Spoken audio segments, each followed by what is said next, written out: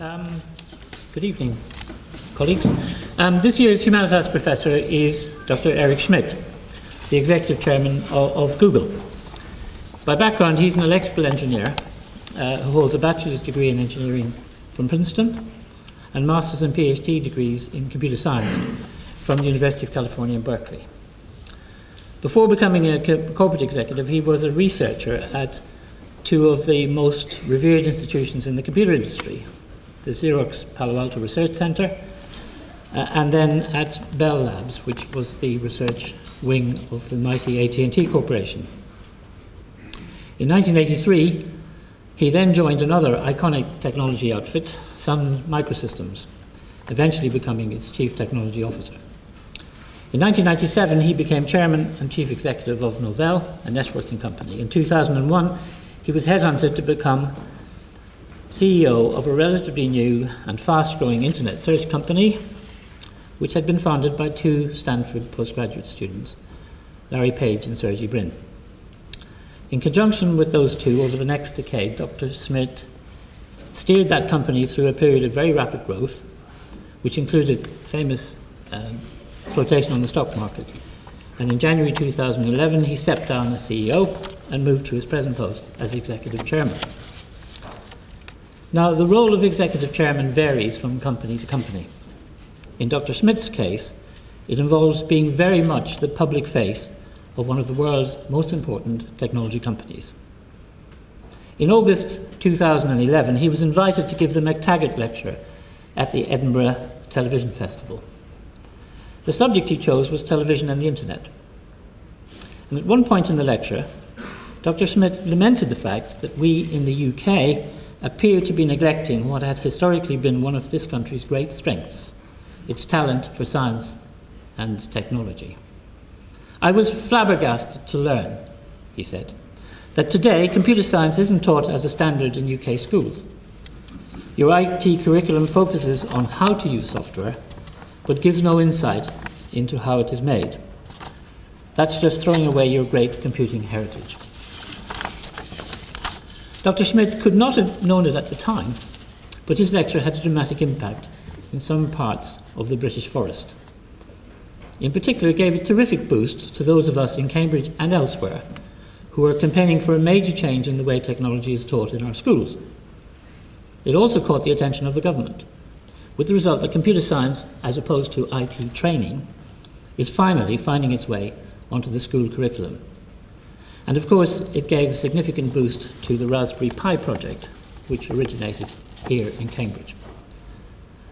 What the McTaggart Lecture indicated to us is that here was a major corporate executive who was passionately interested in ideas and in technology's impact on society. Hence, our invitation to Dr. Schmidt. The overall theme of his lectures, which is connectivity and the diffusion of power, reflects those very broad interests.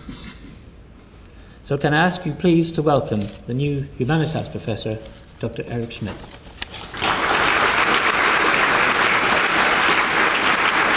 Wow. So thank you to Simon, to John, to the CRASSH Institute, to the whole university for making this possible. It's going to be a fun week for me. It's an honor here to be here. I look forward to spending these sort of days with you talking and sort of thinking about a lot of the stuff that's been on my mind. And I'm particularly interested in how technology will affect societies in all corners of the world. So that's what I really want to talk, at least in this first section, about. And we've structured this so I can talk for a while, and then maybe questions and answers on this or anything else is perfectly fine. So what I'd like to do is I'd like to begin with a thought experiment. Imagine a world with a complete information blackout. You've never heard of the internet. The concept of religion is foreign, and you're told that everything good in life was created by your leader, and everything bad is the fault of the outside world. You live in pretty much poverty with no rights, no social indulgences, and yet you're fully monitored. And you never think about protesting, because protesting is a concept that's unfamiliar in your society. Your seemingly quirky behavior has led you to become a YouTube sensation. But attempts to describe this to you fall on deaf ears because there's no frame of reference to understand a global video platform where people upload their own content. It literally makes no sense. It's hard to imagine that this could be possible in 2013 when we live in a world where we do everything on smartphones, and pastoral Maasai nomads in Kenya who have no electricity or running water have mobile phones next to their swords. Well, I was just in North Korea, and this is their reality. I have to believe that I have to admit that I did not actually believe that such a disconnected world really existed, but it's true and it is today. Now, there are more than 1 million phones in circulation, and some of the universities have access to the internet. And change will come, but it will come slowly and incrementally. But this is personal for me. In my lifetime, I remember visiting the Soviet Union, and of course East Berlin, and now I visit their present-day incarnations, and I see some of the most vibrant technological ecosystems in the world. So in some sense, North Korea reminds me just how far we have come in such a short period of time. If we look back in history, today's story of North Korea was once closer to the norm than the modern-day anomaly it has become. So think about where we are, and to give it some context, think about where we've been, right, to get some perspective. Now, this university was founded, as I looked up on my favorite search engine, 800 years ago in 1209. And think about what Europe looked like in 1209. The church was all powerful, societies were completely totalitarian, people were burned at the stake as heretics for just having divergent opinions. Genghis Khan still had another 18 years of invasions left in him, right? Quite an exciting guy. And we still have three more centuries before the printing press is invented. So since then, innovation after innovation has piled up through history, changing the way people lived, generally making our lives better, if you will. But I would argue now that right now we're beginning in an unparalleled time for technological progress, with the potential to fundamentally reshape the world that we live in, and perhaps not seen in the entire history of technological advancement. There's this sort of meme where everybody's saying, oh, you know, everything's been invented has already been invented. They're just wrong, right? And problems don't go away, but they change a lot. So when I was a student, right, I was thinking, what are the problems I had when I was a student? Well, there was nuclear war, there was the Cold War, there was famine and socialism, and no one knew me, and I didn't have any choices, right? Now I have new problems, right? We didn't get rid of it, we just have new problems. So you have low-flying backyard drones. Now that's something to worry about. We have the problem of the robot stole my job, right? I have no privacy anymore, and I have too many choices, right?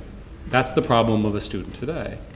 But all of this, I think, largely due to this connectivity that we're going to talk about for today. Now, it's important to understand that we think we're sort of done, but the world we know today only has about 2 billion of 7 billion connected, which means we have 5 billion to go. And they're going to be connected to us within 5 to 7 years, depending on what assumptions you use, maybe a little faster. So who are they? Where are they? What do they do? Will their challenges look too different from ours? Now, I'm sure that you all are familiar with Google's 20% rule, where everybody at the company can spend 20% of their time doing projects that inspire them. Well, 2 years ago, I decided to spend my 20% project would be to take a series of journeys around the world to meet these future users in whatever situation they were in. So, we talked about North Korea. I've been to Chad, right, where less than 1% of the population had electricity, and until recently they were engulfed in a horrific civil war. And blessed, and in some people's view cursed, by enormous petroleum wealth, I found myself curious, what would a connected Chad, would they be more engaged in transparent and efficient wealth management of this wealth because of transparency? I went to South Sudan, which is the world's newest country, and where the government struggles on how to prioritize anything when everything is a priority. Deprived of everything by this sort of horrible regime in Khartoum, South Sudan reminds me how far behind some countries are.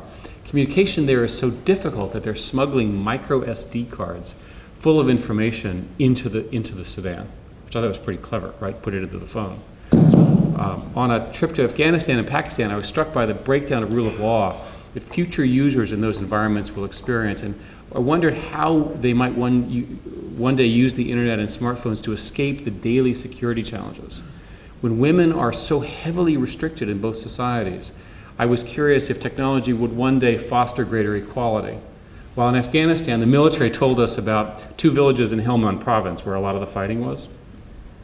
One where the Taliban took the villagers' cell phones and one where they didn't. In the village where they took the cell phones, the community revolted and they had a war. Tells you something about the importance of this to people who were stuck in these horrific situations. Consider the 24-year-old Kenyan inventor Anthony Mutwa, who unveiled in the last year's science fair in Nairobi an ultra-thin crystal chip that he developed that he can generate electricity when put under pressure. He put it in the chip in the sole of his tennis shoe to demonstrate how just by walking he can charge his mobile phone, right? It's a reminder that in this part of the world, where we don't normally go, the problems of reliable and affordable electricity, and to some degree, to a lesser extent, maybe shorter battery life, are for many people and for some governments who are not fixing it. The innovators like Mutwa are trying to fix them. They're designing microchips that turn people into portable charging stations. Innovation is everywhere. In Libya and Tunisia, the dictator managed to restrict and censor everything, but failed to manage the internet, which led to the revolt. There I met rebels who declared digital independence before toppling the Gaddafi regime by disconnecting the eastern province from the central government's telecommunications network, and by the way, deleting all of the wiretaps and bugs that he'd put in. So an American whose name was Fred, who crazily sort of ran across the border to do this ahead of the war. I spoke to the post-totalitarian government there, who were so excited about finally able to embrace all this stuff that they skipped over and forgot the need to put in fiber optic cables. They wanted to jump right into e-governance and tech parks. And of course, they're building the fiber now. Consider the basic impact of mobile phones on Congolese fisherwomen today. What would happen is they'd bring their daily catch to the market and watch it spoil as the day progressed. And then they'd keep it on the line in the river and wait for calls from customers. You don't need to do that. Now what you can do is you don't need the refrigerator, you don't need someone to guard the fish at night, there's no danger of your spoiled fish losing their value or poisoning customers, and there's no unnecessary overfishing. In Rwanda, people are able to use their phones to check whether the medicine they want is in stock before they walk to the store. Remember, they don't have a car, and they walk 5 miles. You think that matters? It matters a lot. In Mexico, I was escorted by masked policemen in Ciudad Juarez and saw firsthand the sort of drug problems and tough issues that I hope engineers can solve an effective mechanism to report and react to drug cartel activity. It needs to be anonymous. Phones are so valuable for criminals that people go to extraordinary means to smuggle them into prisons. In 2011, Colombian prison officials stopped an 11-year-old girl en route to visiting an incarcerated relative in Medellin, I guess that's how you pronounce it. Because of the odd shape of her sweater, they found 74 mobile phones and a revolver taped to her back. In Brazil, inmates trained carrier pigeons to fly in phone components, and at least one local gang hired a teenager to launch phones over the prison walls with a bow and arrow. The boy was caught, by the way, when one of the arrows struck one of the officers, clearly an error. And in Iraq, where we also went, one of the first things that were built were cellular towers, because Saddam didn't allow mobile phones at all. And I was reading The Economist. I'll read you the power of Twitter. They have this religious police called the Hayya, who enforce moral order. And the Hayya, there was a dinosaur exhibit, and the Hayya decided to shut it down as a violation of decency for the Saudis, in particular the women. There was, of course, then an outpouring of feedback on this over Twitter. Perhaps it's just a temporary measure, said another, until the Hayya can separate the male and female dinosaurs. Surely, declared one of the female designers had been caught in public without its male guardian. And then many, many more bawdier reports. The question to me is whether this kind of stuff changes behavior. And I'm pretty sure it does. You see once again the power of this connectedness in these absurd situations like dinosaur nudity. They're skeletons, guys. But what I was struck when I went to all these places, where there's a free and open web, there is an unbridled technological progress, where information can be disseminated and consumed freely. where the web flourishes, so does society. If I put it more simply, there are no situations, there are no countries, to be very precise, whose situations worsened with the arrival of the internet. And in every case, it's gotten better. And there's still far too many of these countries, and I gave you lots of examples, we could talk about others, where the economies are in shambles, they have almost no growth, whose citizens are affected every day by violent conflict, and where autocracy remains the model of governance. That's the majority of humans on our globe. But every one of these countries terribly undershoots their potentials. Mobile phones now spreading through them are only the good news after centuries. It's sort of the good news, right? What's new in these societies is connectivity in mobile phones and the shift of empowerment. So mobile phones and their associated data services can solve most of their short-term problems. By the way, let's pick on Somalia, right? The classic failed state since the Cold War. There are no banks, but there's mobile banking. And interestingly, telecommunications is the only profitable and legal industry in the entire country. Right? It's in fact the majority employer in the country.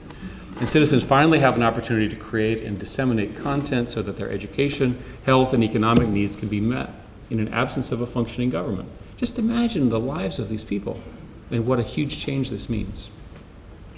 So in these societies, the schools may be broken with few teachers or textbooks, but education and literacy can be achieved with a mobile device or a tablet. Put a phone in a child's hand and you'll expose them to the informal and more vibrant educational ecosystem. Those who cannot migrate to urban areas, what will become part of what I describe as a virtual urbanization process where they can integrate into the marketplace of ideas without changing their physical location. In these countries, and because of this, corruption will no longer go unnoticed, and citizens will use their mobile phones to raise the cost of being corrupt. Violence, especially against women, will be checked by cameras on mobile phones. Even a totalitarian government cares about its image and its pride. The image of citizens in China with their phones taking picture of these terrible environmental disasters done by the local government changes their monolithic world. It really does work.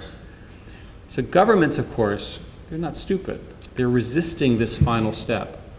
Turning on the data service of their phones, right? Many of these countries have SMS-enabled phones, but they didn't turn on the data service. And enabling smartphones is an easy path. So they can either stay behind, right, with all the problems, or they can make this step to turning on the data services. And it's a path to real growth and better governance, but also empowering their citizens, which is why it's so interesting. Now, I'm not suggesting that transparency and communication is the complete solution. Just because we document things does not mean that they're fixed. Public documentation can even invite retribution because, of course, the web remembers everything. And sort of the network has perfect memory in that sense. So you need another step. You need an enforcement step. You need a set of independent courts, like Pakistan. You've been reading what's going on there. Or the informal truth commissions that have been used in Africa. Or a real political debate and a real election about the reality of who you want leading the country, as you see in Kenya. Information without an enforcer is like a perfect mirror. You see what you are, not what you will be. So you need to do both. You need to have both the information and the transparency, but you also need to have a step, a way of making it happen. So when you combine the benefits of mobile phones and cloud computing, and again, for you all, this is all old hat. You've had this for years. Remember, most people in the world have no concept of even what we're talking about. You could deliver government services, obviously directly. It's an antidote to corruption.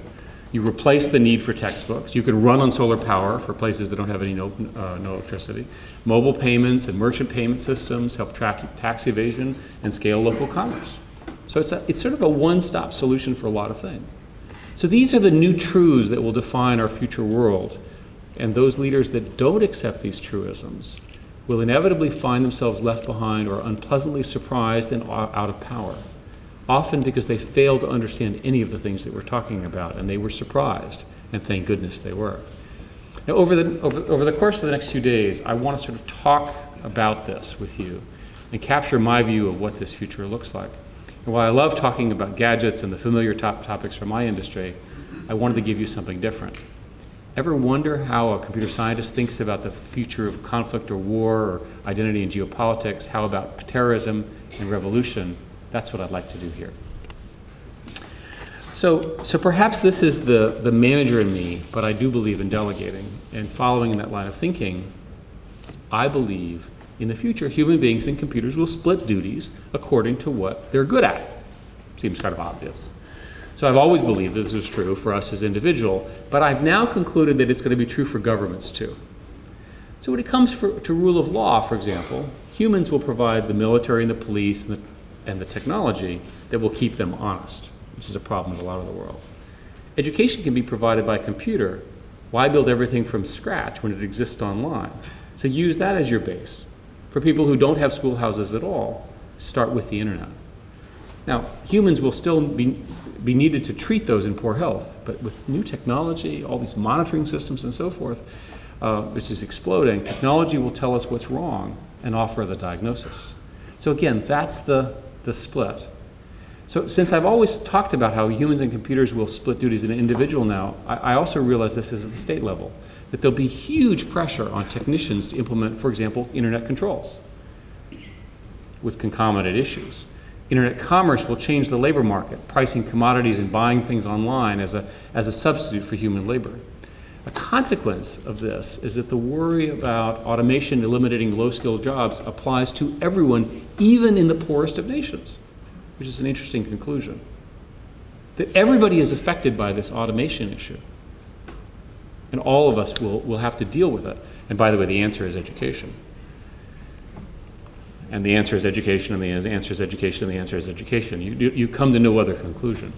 Now, in failed states, technology allows citizens to take over the role of government. So, for example, in Libya, schoolgirls used mobile apps and maps to map out their safe routes to their schools so they could avoid the NATO bombing. When we were in Rwanda, we thought a lot about what it would be like during this horrific genocide if everybody had had access to mobile computing. You'd know where the evil stuff was happening. You'd have safe routes to save your family and get out rather than being killed in the churches. It's an extraordinary possibility. Think about the number of lives that were lost there. So in this sort of model that I'm promoting, there's a natural line of duties where the duties split between governments. And when governments reach across that line, so for example, when governments reach into people's personal lives, the citizens revolt. The natural line, I would argue, and we can debate this, is where humans enforce security, feed people, vaccinate kids, but computers, for example, provide entertainment, make commerce happen, and that kind of stuff. So I argue that this new social contract, sort of the man-machine contract, for lack of a better term, is to stay as close to this natural split as possible. And all of us are finding where that is. So when citizens when citizens or the government, by the way, goes over the line, the other side fights back hard. Think of it as a digital demilitarized zone. So the best way to understand this argument is think about Mexico.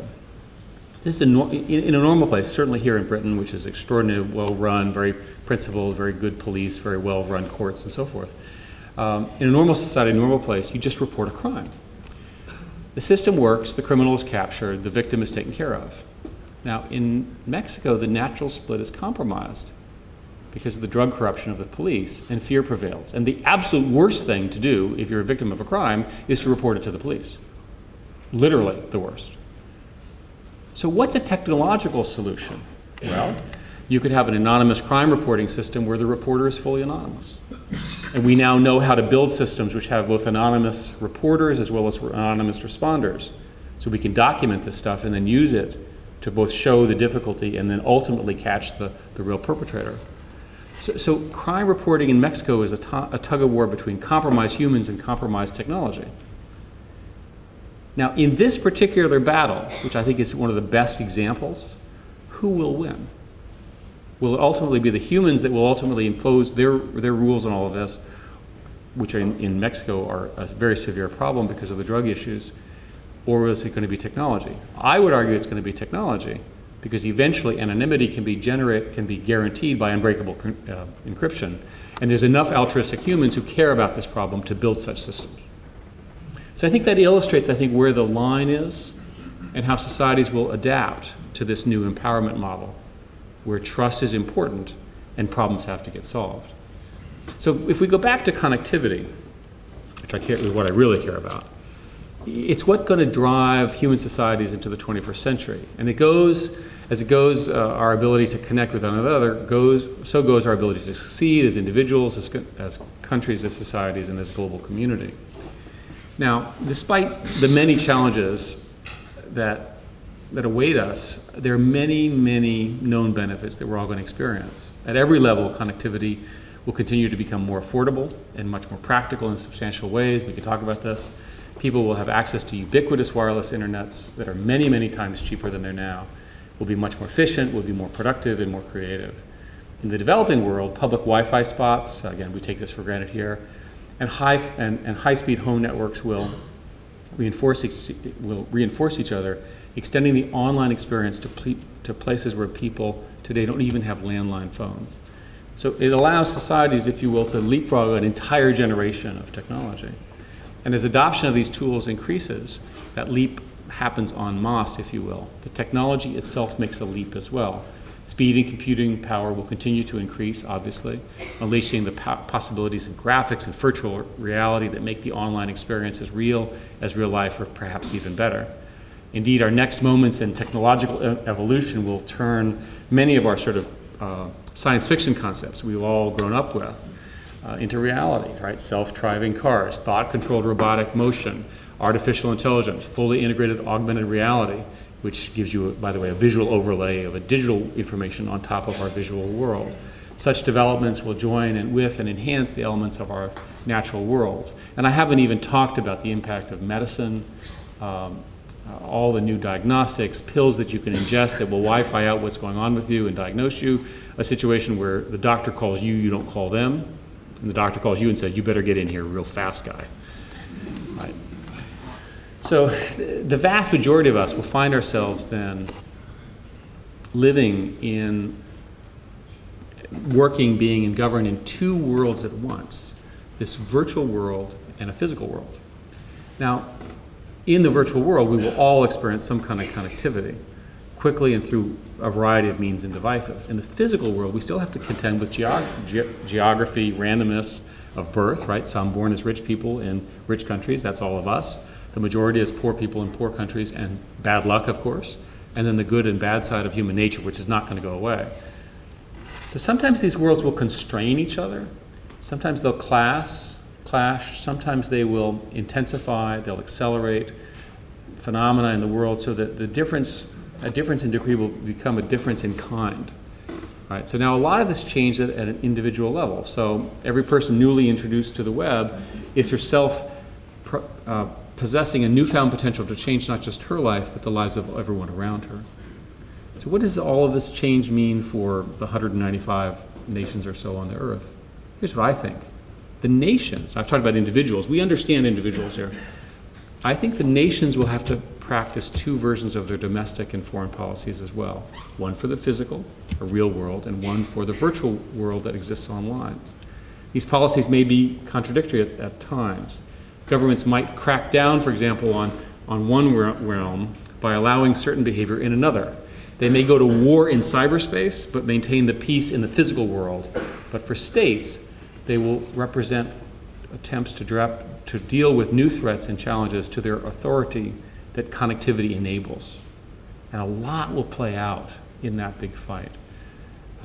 So in a world where everybody is connected, how will people be affected in a world that is both physical and virtual at every level? Now for citizens, coming online means coming into possession of multiple identities in the physical and virtual worlds. In many ways, their virtual identities will come to supersede all others, as the trails they leave remain engraved online in perpetuity. Every one of you here has this already.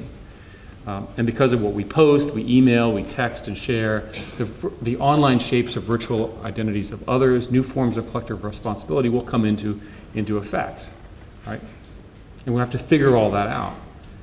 Now what about companies, right? What roles and responsibilities will they have? Well, for organizations, institutions, companies, opportunities and challenges will come hand in hand with this global connectivity. Sort of a new level of accountability driven by these people will force these actors to rethink their existing operations and adapt their plans for the future, changing how they do things as well as how they present themselves to the public. You'll also find obviously new competitors because of globalization. As widespread technological inclusion levels, sort of it levels the playing field, and technology companies will find that they inherit an entirely new set of challenges and issues along with billions of users. Google has certainly had this in many, many ways. So every challenge in the world, even the thorniest and most controversial, will become relevant to their business. So the advance of this connectivity will have an impact far beyond the physical level, and in ways that the physical and virtual worlds coexist, collide, and complement each other, will greatly affect how people behave in the coming decades. This obviously has the potential to pose some significant challenges. Now, for democratic and autocratic societies, the absence of a delete button on the internet will be one of the great intractable challenges of our time. Information wants to be free, as the saying goes. Well, so does another one. Don't write anything down that you don't want to read back, you don't want read back to you in court or printed on the front page of a newspaper. In the future, this adage will broaden to include not just what you say and write, but also the websites you visit, who you include in your online network, who you like, what others are connected to do and say and share. Any would-be professional, particularly those in positions of trust, will have to account for his or her past if they want to get ahead. Kids will live their lives faster online than their physical maturity will allow. We see this over and over again. Those of you who are parents know what I'm talking about. And I'm absolutely convinced that parents will have to have their kids have an online privacy chat with their kids before they have the sex talk. Right? That's how serious this is going to be. Whatever you do at the age of 8, don't post that, because you're going to hate that when you're 80. And the 8-year-old goes, oh, okay, whatever. Every citizen is going to have a virtual entourage and trail of cumulative content. And as such, online identity will become such a powerful currency. I think we're going to see not only an explosion of an industry designed to provide a corporate answer to identity management, which we're beginning to see now, an avalanche of laws designed to protect identity and excuse content posted for someone's 18th birthday for later in life. Like, okay, you can't hold that against me. I was 17. Or I said I was 17, I was really 19, on and on and on. I mean, you can just imagine how this is going to work out. And we may even see the rise of a black market where people can buy pre-made real or invented identities. That's how serious this issue of identity management and the fact that there's no delete button, right, in terms of history is going to happen. So what will happen is, of course, citizens and violent criminals will find the prospects of a black market of identities attractive, since the false identity could provide cover for a known drug smuggler and also, more positively shelter a political dissident. The identity will be manufactured or sold, will come back with its own backdated entries and its own IP activity logs and false friends and sales purchases and other means to make it convincing. Right? I'm not encouraging this. I'm saying it's going to happen, guys. And in democratic countries, corruption, crime, personal scandals will be much more difficult to get away with in the age of comprehensive citizen engagement because of this sort of record. Now, in repressive societies where little privacy existed before, and because the handsets that citizens have with them will double as the surveillance bugs for a terrible regime, regimes have just loved this. They just can't wait to do this, right? So technological workarounds will protect only a distinct technologically savvy minority, and only temporarily. So we've really got to face this. And so you can imagine that just as bad dictators sitting on natural wealth exchange their resources for weapons to exert control in the physical world, so too will the same dictators make an exchange of virtual weapons for surveillance and the digital version of an arms trade, right? One country invents these evil tools, they'll actually ship it to their colleagues, right, in some sort of, bad things for bad things kind of a trade. And while there'll certainly be less autocracies in the world because of the reasons that I articulated, those with the means can buy a police state 2.0. With so many tools in the hands of so many people, what will we do with each other? What will we do to each other? Never have we been so aware of so many conflicts around the world. The accessibility of information about atrocities everywhere, the stories, the videos, the photos, the tweets can often make it seem like we live in an exceptionally violent time. But as the newspaper adage goes, if it bleeds, it leads. We may see the first online ethnic cleansing as states target a specific ethnic minority, filter their online content, intercept all their online payments, slow their internet connection, and infect their computers with malware. But we don't know. Terrorists, too, will increasingly look to open a virtual front as sort of traditional violent extremists, these are bad people, team up with criminal hackers, right? So although you'll have fewer terrorists, the terrorists could be much more dangerous. And virtual kidnappings, right? Stealing these online identities of wealthy people, anything from their bank details to public social network profiles, and ransoming the information for real money might be common, rather than keeping and maintaining captives in the jungle in the FARC or similar groups. They might just prefer the reduced risk and responsibility of virtual hostages. That's how important identity is, by the way. It's actually possible to think about this. Terrorists and criminals will use everyday drones purchased at toy stores to make aerial improvised IEDs. Their use of everyday drones will be used for attacks and smuggling. Could result in a conflict between military and civilian drones, right? Or perhaps even on the US-Mexico border. So for terrorists and cartels alike, the most important question of the future is not who is their charismatic leader, but rather, in my view, who is their chief technology officer, right? We may even see the world's first drone strike against a cyber terrorist. That's how serious sort of the evil part of this could be as well.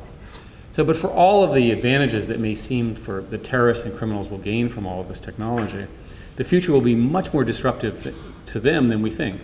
It's hard to imagine extremist groups operating out of caves in Tora Bora constituting a cyber threat. But as connectivity spreads throughout the world, even remote places will have reasonable network access and sophisticated mobile handsets. If they're connected, they're leaving some kind of digital footprint, and the room for error becomes far greater. Again, in our travels, we encountered many stories, roughly of the form. This particular terrorist leader was particularly sophisticated in masking their business and criminal activities, but invited to a wedding, they said where they were going, and they were captured. Any mistake made in their personal or professional activities will be captured, timestamped, and geolocated in a way that you can then dismantle the entire network. You can imagine, by the way, in these situations, people actually doing checkpoints to impound your phone, not you, because of the power of these devices. So while these challenges are, and I wanted to talk about them, they're very real. The ultimate response of all of this is very, very positive. As we look into sort of the future, its promises and its challenges, we are facing a brave new world, and in my view, the most fast-paced and exciting period in human history. We'll experience more change at a quicker rate than any previous generation, and this change is driven in part, in my view, by devices literally in our own hands. It'd be much more personal, much more participatory than we can even imagine today. In the future, computers and humans will really split duties according to each does well. So I like to think of information technology, which is what I do and many of you do, as very special. But ultimately, it will be everywhere, in which case it will be nowhere. It'll be like electricity.